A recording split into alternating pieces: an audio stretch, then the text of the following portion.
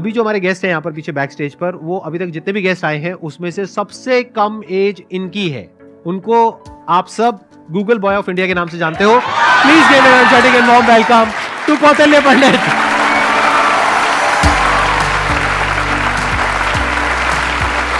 अरे प्लीज बैठो। आपकी एज कितनी है पहले तो ये बता दो। तो अभी करंटली आई एम 14 ईयर्स जी। आपको पता है यहाँ पर जितने भी लोग आए हैं उसमें सबसे कम एज आपकी है अभी। लेकिन सर मतलब जितने भी लोगों से अब तक मैं मिला हूँ आपकी एज के, मतलब 40-50 साल के या 30 ईयर्स के, आपके जितने भी शोज देखे हैं उनमें मेरे को तो सबसे कम उम्र के आप लगे हो। अरे ये बताइए मेरे को कि आपकी ये शुरुआत कैसे हुई? जब मैं 5 साल का था तो मुझे लिखना पढ़ना कुछ नहीं आता था। फिर ऐसे ही था कि मैंने 10-15 दिन में ही मतलब लिखना पढ़ना, like all the alphabets and everything I learn them. तो उसके बाद गर्मियों की छुट्टियों की बात है तो मेरे पापा जी एक स्कूल रन करते हैं छोटा सा गांव में, तो वहाँ पर मैं पढ़ता था। कहाँ के रहने वाले हो आप? मैं करनाल। अच्छा जी। तो वहाँ पर एक जैसे हॉलिडे होमवर्क देते सबको एक जनरल कि आपको जो वर्ल्ड मैप होता है, एटलस होता है, अगर जिन जिन को अच्छा लगता है आप वो करके आना, आप मतलब उसे समझ के आना। तो फिर ये मेरे दादाजी ने कहा, फिर पापा जी ने कहा कि तो मैं भी कर सकता हूँ। तो पहले ही दिन मैंने देखा तो I got into it and I learned it. मैं उसमें सवाल पूछता गया और जितने भी मेरे कुछ भी मन में रहता तो वो सब आता गया एंड विद इन 20 डेज और something I got use to it और मुझे बहुत ही अच्छा लगने लगा।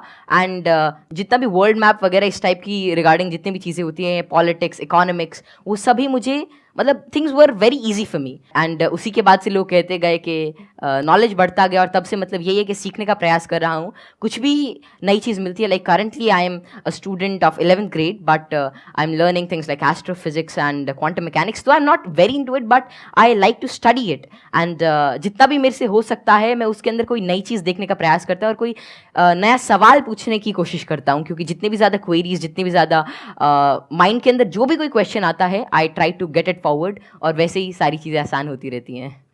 आई try to delve myself deep into it, क्योंकि कोई भी फील्ड इस टाइप का I think that they need one thing that is really important for them, that is questioning. क्योंकि जितने ज़्यादा आप अलग टाइप के क्वेश्चंस पूछते हो उतना ज़्यादा आप उस चीज़ को अच्छी तरीके से समझ सकते हो। तो वही है कि मैं अभी भी क्वेश्चंस नए ढूंढ रहा हूँ, जवाब उनके मिल ही जाएंगे। बस ये है कि जितने ज़्यादा और नए और अच्छे क्वेश्चंस मेरे पास आते गए और आते हैं उनसे मैं आगे बढ़ने का कोशिश कर रहा हूँ। क्वांटम फिजिक्स में वेव पार्टिकल थ्योरी है जी सर। तो उसको आपने स्टडी किया होगा। हाँ, जैसे कि wave particle theory, dual nature of light and matter, वो सब, हाँ वो सब अभी धीरे धीरे मैं कर रहा हूँ। और स्पेशली अभी तो मैं एस्ट्रोफिजिक्स जो है वो ज़्यादा पढ़ रहा हूँ।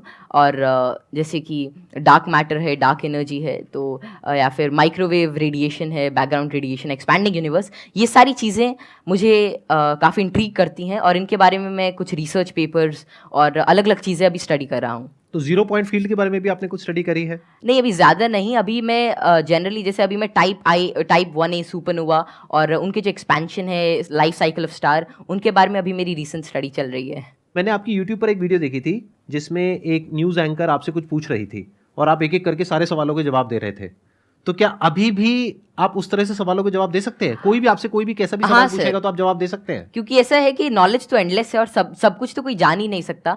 लेकिन ये है कि जितना ज़्यादा मतलब अपने सराउंडिंग्स को ऑब्जर्व करते हैं तो उतना ज़्यादा क्या है, जितना ज़्यादा आप नॉलेज ग्रहण करते रहते उतना आपका माइंड एक तरह की मैग्नेट की तरह बन जाता है और उसके बाद कोई भी इंफॉर्मेशन, कोई भी चीज़ वो आपको आती रहती है। और ऐसा है कि बहुत सारी चीज़ें मेरे को नहीं भी पता होती और मैं उनको सीखता हूँ। अगर मानो कोई नई चीज़ मेरे को आज पता चलती है तो मैं उसे सीखूंगा और that would be like great for me. तो कोई भी चीज़ I always like to entertain and get new answers and new questions, क्योंकि उसी से ही एक नया फील्ड, एक नया पर्सपेक्टिव मेरे लिए ओपन हो जाता है।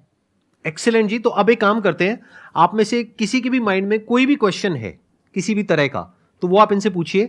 मैं ये जानना चाहता हूँ कि क्या हम यूनिवर्स को जान सकते हैं कि वो कितना बड़ा है, या हम अभी तक जान पाए हैं? जी, क्या तो क्या पैरामीटर्स हो सकते हैं उसको नापने के लिए? जैसे कि हमने सुना है कि लाइट ईयर्स होते हैं। जी जी। पर वो कितना बड़ा है, क्या हम इमेजिन कर सकते हैं या हम एक्चुअली में उसे प्रैक्टिकली पता कर सकते हैं क्या? तो जो यूनिवर्स की जो एक्सपैंडिंग यूनिवर्स थ्योरी थी वो एडविन हबल ने दी थी और उनके अकॉर्डिंग जो अभी यूनिवर्स की जो एज है वो नियर अबाउट 13.9 बिलियन ईयर्स है और उसी रेट से अभी एक्सपैंड कर रहा है। तो यूनिवर्स जो अभी हमारी थियोरी है यूनिवर्स के जो मोस्टली एक्सेप्टेड है, that is of expanding universe. अभी के हिसाब से हबल कांस्टेंट होता है दैट इज 65 मेगापास्क। तो जो डिस्टेंस ऑफ यूनिवर्स है that is h times d, तो वही 13.9 बिलियन टाइम्स लाइट ईयर। तो इतना भी हमारा एक एस्टिमेशन है कि इतना यूनिवर्स हो सकता है। जैसे आपने इतनी सारी नॉलेज गेन कर रखी है, क्या आप भूलते नहीं है चीज़ों को, या भूलते हैं? कब रिवाइज करते हैं? हम पढ़ते हैं तो हमें रिवाइज करना पड़ता है, अगले हफ्ते भूल जाते हैं, रिवाइज करने के बाद भी भूल जाते हैं। एक्चुअली ऐसे ही होता है ना? Yes sir. अगर आप किसी चीज को अच्छी तरीके से देख लेते हैं, उसे समझ जाते हैं, तो उसकी एक आउटलाइन आपके दिमाग में रहती है और फिर आपको उसे ज्यादा रिवाइज करने की जरूरत नहीं रहती। तो वही है कि किसी भी चीज का कॉन्सेप्ट रहता है, तो अगर आपको वो समझ में आ गया तो information is just like I think that information is not the main part. If you understand the thing properly, फिर आपको वो सारी चीजें आसानी से याद रहती है, आपको कोई उसके लिए एक्स्ट्रा एफर्ट्स नहीं करने पड़ते। सर पूछ रहे थे, बोल रहे थे ना कि मैं मैटर के बारे में स्टडी कर रहा हूँ, तो मैं ये जानना चाह रहा था कि जो इलेक्ट्रॉन प्रोटॉन है इनका मतलब सबसे पहले किसने बताया था इनके बारे में? तो इलेक्ट्रॉन की जो डिस्कवरी थी, तो यार 9th क्लास की एनसीईआरटी में मिल जाता है। तो जो इलेक्ट्रॉन की डिस्कवरी थी वो जे थॉमसन ने करी थी, और प्रोटॉन जो मिला था वो रदरफोर्ड के एक्सपेरिमेंट से हमने डिड्यूस किया था। और चैडविक ने, मतलब जेम्स चैडविक ने जो बेरिलियम की, मतलब जो रेडियो एक्टिव सोर्स से डीके को स्टडी किया था, उससे न्यूट्रॉन के बारे में पता चला था। ये तो बहुत बेसिक क्वेश्चन है भैया, कुछ अच्छा पूछो। थोड़े अच्छे क्वेश्चन पूछो। क्या पूछ रहे हो आप लोग यार? टोटली। मुझे आपसे एक क्वेश्चन है कि आप जितने सेलिब्रिटी से मिलते हो, तो आप इतने जो मिलने से पहले जो बात करने का जो होता है नर्वसनेस, इसको कैसे दूर करें? आप जैसे संदीप सर से बात कर रहे हो और बड़े बड़े आप सेलिब्रिटी से मिले हो, तो आप किस तरह से इतना एक्सपीरियंसली आप बात कर लेते हो किसी से? देखिए, जैसे आज मैं यही सोच के आया था कि मैं संदीप सर से मिलूंगा और उनसे बहुत कुछ सीखने को मिलेगा। तो ऐसा तो है नहीं कि संदीप सर आएंगे और मेरे से पूछेंगे चल ये बता, और फटाफट अगर कुछ गलत बताया तो एक थप्पड़ मारेंगे। ऐसा तो होगा नहीं ना। मतलब प्यार से बात करेंगे और अपना आशीर्वाद देंगे, कुछ अच्छा नई चीज़ शेयर करेंगे। तो वही है कि आप मतलब एक फ्री एंड पे रहें, और जहाँ पर भी आप मतलब अपने से आप सच जो है वो एक्सपेक्ट करें कि अगर मैं कहीं से सच बोल रहा हूँ तो थिंग्स वुड गेट ईजी, और make it easy in your brain. और हर जगह से अगर आप कुछ अच्छा सीख करने की कोशिश करते हैं, ट्रुथफुल रहते हैं, तो आप में nervousness is just a state of mind, और ये बस चला जाता है, जस्ट मिराज। तो बस संदीप सर हैं, आज इनसे बहुत कुछ सीखने को मिलेगा, आप सभी से आज बहुत कुछ सीखने को मिलेगा। तो आप ऐसा कुछ एक अपना परसेप्शन रखिए और फिर सारी चीज़ें आपके लिए आसान हो जाएंगी। मेरा ये क्वेश्चन है कि जैसे चंद्र ग्रहण लगता है, सूर्य ग्रहण लगता है, तो उसका कैसे पता लगता है कि वो कब लगेगा और किस टाइम में लगेगा, या कितना, उसका कैसे पता लगता है? ये तो पता है कि वो क्यों लगता है, बट इसका कैसे पता लगता है कि अब लगेगा, या कैसे, उसका क्या होता है? तो खैर ये जो टेक्नोलॉजी थी एस्टिमेट करने की कि कब सोलर एक्लिप्स, लूनर एक्लिप्स या कोई भी सेलेस्टियल मूवमेंट होगी, ये तो आज से मतलब कई हज़ार साल पहले ही डेड्यूस हो चुकी थी। और इसका रीज़न यही है कि ऑब्जर्वेशन से हम एवरेज टाइम निकाल सकते हैं। एक पैरेलैक्स एंगल आपने पढ़ा होगा कि उससे हम मतलब ये एवरेज स्पीड और एवरेज डिस्टेंस निकाल सकते हैं किसी भी चीज़ का, और उससे ही हम डेड्यूस कर सकते हैं कि कितना रेडियस है, कि एक साल में इतना डिस्टेंस ट्रैवल करती है। फिर एपोजी पेरेजी, फिर केपलर्स लॉ लगा के सेमी मेजर एक्सिस वगैरह निकाल के, तो उससे हम उसका डिस्टेंस यूज कर सकते हैं, और फिर टाइम पीरियड से हम we can actually deduce it. और एक नई चीज़ लूनर एक्लिप्स वगैरह के बारे में ये है कि जैसे जैसे आजकल क्या है, जो due to tidal forces moon हमसे हर साल 3 सेंटीमीटर दूर जा रहा है। तो बहुत हज़ारों सालों बाद ऐसा होगा कि सन तो उतना ही रहेगा लेकिन चांद जो छोटा हो जाएगा, तो उसके बाद मतलब एक्लिप्स जो होगी वो जिसे आजकल टोटल होती है उतनी नहीं होगी।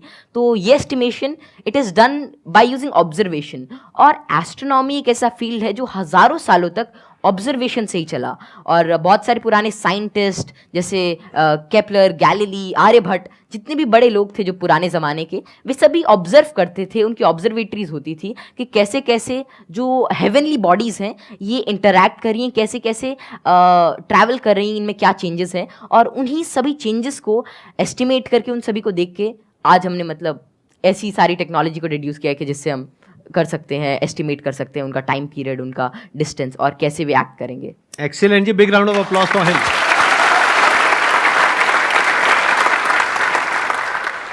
मैं ये पूछना चाहूँगा, जैसे यहाँ पर बैकग्राउंड हमारा होता है तो लोग कहते हैं कि इंटेलिजेंस जेनेटिक होता है, काफ़ी मतलब कि उसको बढ़ाने में बहुत ज़्यादा नहीं हम लोग कर सकते हैं। तो आपका इस पर क्या व्यू है कि इंटेलिजेंस, जैसे आईक्यू टेस्ट भी आप बार बार दोगे तो आपका आईक्यू का स्कोर बढ़ने लगेगा उसमें, तो आपका इसमें क्या कमेंट रहेगा कि इंटेलिजेंस के लिए आप क्या व्यू रखते हैं? ये ना बहुत इंटरेस्टिंग क्वेश्चन है जी सर। और मैं ये क्वेश्चन के आंसर से पहले एक बार, अगर आपके पेरेंट्स आए हुए हैं, आपके फादर हाँ, आए हुए हैं, पापा जी आए हुए हैं, मैं एक बार उनसे भी कुछ बात करना चाहूंगा। एक बार उनको माइक दीजिए। मैं आपसे ये जानना चाहूंगा कि आपके जो बेटे हैं ये तो सबको पता है कि किस तरीके से चीजों को याद रखते हैं, किस तरह से एक्सप्रेस करते हैं। क्या आप भी इसी तरीके से चीजों को याद रख पाते हैं? पहले तो बहुत बहुत धन्यवाद जो आपने माइक दिया, और जो आपके आज दीदार हुए। हम बहुत दिनों से कुछ एक गिने चुने शख्सियत ऐसे जिनसे नहीं मिल पाए, उनमें एक संदीप माहेश्वरी थे, और जैसे ही कौटिल्य को पता लगा कि उनसे मिलने का मौका मिलेगा, ये बहुत ज़्यादा एक्साइटेड था आपसे मिलने के लिए। Thank you. मेरे पिताजी भी काफ़ी इंटेलिजेंट व्यक्ति थे, कौटिल्य भी इंटेलिजेंट है, और हम बीच की पीढ़ी हैं। थोड़ा सा मैं कुछ कम हूँ, ये दोनों दादा पोता थोड़े ज़्यादा बहुत ऐसे बच्चे हैं जो मेरे से बहुत ज्यादा इंटेलिजेंट है, मेरे को लगता है, जिनकी बात करने के ढंग से, जो इतने ज्यादा, आपने छोटे बच्चे को देखा होगा, वो बहुत अच्छे अच्छे सवाल पूछते हैं, मतलब वे कुछ भी पूछ लेते हैं, और मतलब आपको लगता है कि अरे नहीं, ये तो इससे मतलब एज से बहुत ऊपर की चीज़ है, मतलब या तो आप किसी और मूड में होते हो, और हम उसे इग्नोर कर देते हैं। तो जैसे जैसे हम सवाल पूछते हैं, उतना ज़्यादा हमारे अंदर एक मतलब चीज़ों को जानने के लिए एक चाह रहती है, और अगर हम वो उस क्यूरियोसिटी को कर्ब नहीं करते हैं, तो उतनी ही ज़्यादा मतलब वो बाद में सवाल पूछता है, उसके एक इंक्विजिटिव ब्रेन रहता है, और curiosity something that drives this intelligence, and I don't think that there is such a great involvement of IQ and genetics. लेकिन हाँ, अगर आपका मन है कि कोई चीज़ जानने का, कोई चीज़ करने का, then it's all about will power, और कितना आप उसमें टाइम डिवोट करते हैं, कितना आप क्यूरियोसिटी और इंटरेस्ट से काम करते हैं। Because even Richard P Feynman said, it really doesn't matter कि how much you know, but it matters कि आप कैसी चीज़ों के बारे में सोच रहे हैं, और कितना इन्फॉर्मेशन आपके पास है, कितना नॉलेज आपके पास है। It really doesn't matter until and unless you try to use that knowledge, और आप उस नॉलेज से कोई नई चीज़ को समझने का प्रयास करते हैं। और कोई नई चीज़ तभी आ सकती है जब आपके पास कोई नया सवाल होगा। आपने बड़ी अच्छी बात बोली कि क्यूरोसिटी हम सबके अंदर होती है। जी सर। लेकिन होता क्या है कि घर में जाकर के हम उल्टे पुल्टे क्वेश्चंस पूछते हैं, जबकि क्वेश्चंस उल्टे पुल्टे नहीं होते हैं, सामने वाले को समझ नहीं आता है तो उसके लिए उल्टे हो जाते हैं, तो वो उसको चुप करा देते हैं। हाँ, बच्चे को चुप करा देते हैं, और वहीं पे उसकी क्यूरोसिटी मर जाती है। उसके बाद में क्वेश्चनिंग खत्म हो जाती है, उसके बाद में वो रटना शुरू कर देता है। रटने में इंटरेस्ट तो आता नहीं है, तो ना तो अब रट पाते हैं ना समझ पाते हैं, बिल्कुल दोनों तरफ से चले गए। तो अब मैं ये आपसे जानना चाहूंगा कि क्या बचपन में जब आपने क्वेश्चनिंग करी, इस तरह के क्वेश्चंस पूछते थे, शुरू में तो आपने अपने पेरेंट्स से पूछा होगा या अपने आसपास में जो लोग थे उनसे पूछे होंगे जी, तो क्या आपको सपोर्ट मिला? क्या उन्होंने आपको एनकरेज किया, या उन्होंने भी आपको यही कहा कि क्या फालतू के क्वेश्चंस पूछ रहा है? नहीं, जैसे I think I was fortunate enough कि जितने भी मैं सवाल पूछता, कोई ना कोई मेरा जवाब दे ही देता था। और बात शुरू ऐसी होती थी कि मानो कोई घर पे कोई बात चल रही है किसी भी चीज़ को लेकर, मानो दे टॉकिंग अबाउट के एक इकोनॉमिक क्राइसिस है देश में, तो मैं उसके अंदर मैं सुनता रहता था, या कोई भी ऐसी चीज़ हो रही है, कोई स्पेस मिशन जा रहा है, मैं सुनता रहता था, मैं चीज़ों को ऑब्जर्व करता था। और वैसे ही मेरे जो भी सवाल आते, I was fortunate enough to get their answers. और मानो अगर मेरे को उसका जवाब नहीं भी मिलता तो मैं पूरे दिन उनसे पूछता रहता। तो एक तो मैंने भी कसम खा रखी थी कि जवाब तो चाहिए ही, तो मैं खाते हुए भी यही पूछता, नहाते हुए भी यही पूछता, और जो भी काम करता मैं मतलब मेरे दिमाग में वही रहता जब तक वो रिजॉल्व नहीं होता। तो ज़्यादा मेरे को दिक्कत नहीं आई, और मेरे को जल्दी ही जवाब मिल गया। और अगर कोई ऐसा रहता तो मतलब मैं भी ठीक था, और मेरे family and everything they supported me really well. तो यहाँ पे वो जो पेरेंट्स मुझे अभी देख रहे हैं, उनके लिए एक बहुत बड़ा लेसन है कि अगर बच्चे कुछ क्वेश्चंस पूछते हैं तो उनके जवाब देने चाहिए, हमें पीछे नहीं हटना चाहिए, और अगर जवाब नहीं है तो हमें बोलना चाहिए। हाँ, विद ऑल दी हम्बलनेस कि भाई हमारे पास में जवाब नहीं है, आप खुद फिगर आउट करो जाकर। मतलब सर जब मैं छोटा था तो it was lean about like 2013 और समथिंग, और तब मतलब यही इंटरनेट बहुत कम था, और तो यही था कि कोई सवाल मेरे मन में आता, शायद वो नहीं पता रहता, तो मेरे पापा जी एक डोंगल आता था, मतलब वोडाफोन का, बहुत महंगा उसका रिचार्ज था, मतलब ऐसे मतलब अभी चला तो एक वीडियो देखने के बाद ही खत्म हो जाता था तो फिर वो लाते, और मतलब मेरा जो भी सवाल रहता मेरे को उसका आंसर मिलता। तो ऐसे ही एटलस आती थी और कई सारी बुक्स थी, उन्होंने मेरी बहुत हेल्प करी। और अगर कभी मानो पर्सनल मतलब कोई और out of the box idea आता है, कोई क्वेश्चन आता, तो उसका जवाब मुझे किसी भी सोर्स से मिल जाता। Thank you ji, thank you Kautilya. Okay, pleasure meeting you. चलो मिलो।